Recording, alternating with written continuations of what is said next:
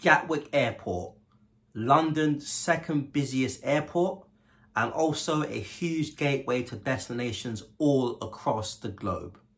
My name is Shay, and on today's video, we are continuing our series of how to get from London's airports to the city centre, Gatwick edition. Sit back, enjoy the video, and stay tuned. So guys, it is important to note that Gatwick Airport is not actually in London. It's located about 29 miles south of central London, near a place called Crawley in West Sussex.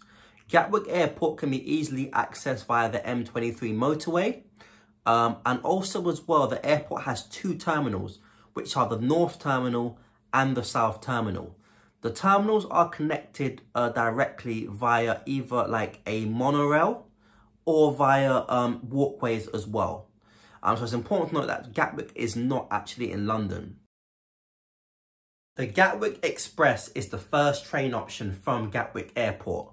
So the Gatwick Express runs like the Heathrow Express from Heathrow, and it's a direct train service between Gatwick Airport and London Victoria.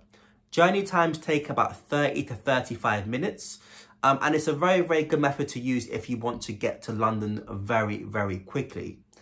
On the Gatwick Express, you can actually use your Oyster cards, unlike on the Heathrow Express where you can't. And you can also buy individual tickets for your journey on the Gatwick Express. Please check the website for the tickets when you have time. The Gatwick Express as well leaves every 15 minutes from either Gatwick Airport station or London Victoria. And the train station at Gatwick Airport is actually inside the South Terminal, which is where all trains arrive and depart from.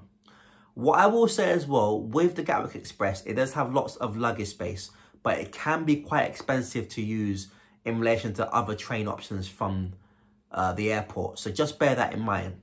But the Gatwick Express is the first available option for yourself.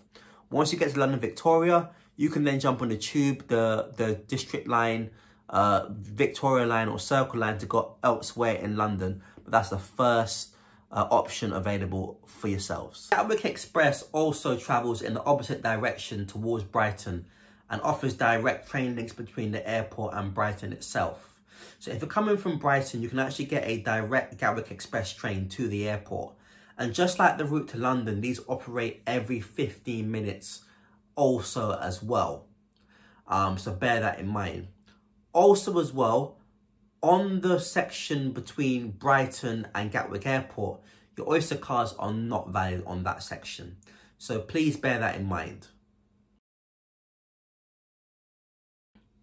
The other train options from Gatwick Airport to central London are the Thameslink and Southern services.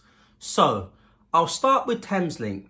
Thameslink runs between Gatwick Airport, Brighton and central London, but it also runs through central London further north to destinations such as Bedford, Luton, Cambridge and Peterborough.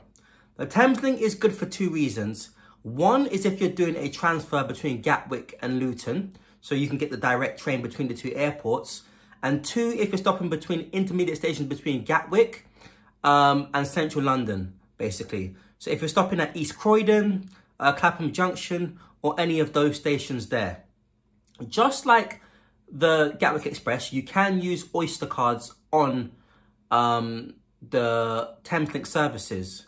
But the journey time on the Thameslink between Gatwick and central London are longer than on the Gatwick Express because it's not a direct service. It has stops in between. The Thameslink trains, what I will say is they are very, very long and very, very spacious. And these trains are very good for luggage and so on. The next option, as I mentioned, is the Southern trains. Southern, just like the others, you can use Oyster cards between Gatwick Airport and central London. And likewise, Southern services travel between central London and Gatwick Airport. So the only difference is that Southern trains do not travel through central London further north to Luton or places like that. They only travel up until London Victoria and I believe London Bridge as well. So those are the other two cool options as well. And in terms of price, The pricing, to be honest, I don't think is too much different to the Gatwick Express. But if you're going to an intermediate station between Central London and Gatwick, obviously you pay less of a fare because you're only going a shorter distance. But those are the two other train options as well between Gatwick and Central London. Although the airport is far away from Central London, Gatwick is not short of any taxi options.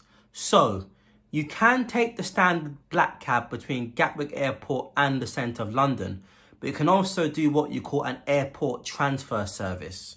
So, the black cab is standard, you get in, there's a meter, and it goes basically, which can be quite expensive. Or you can also pre-order one as well.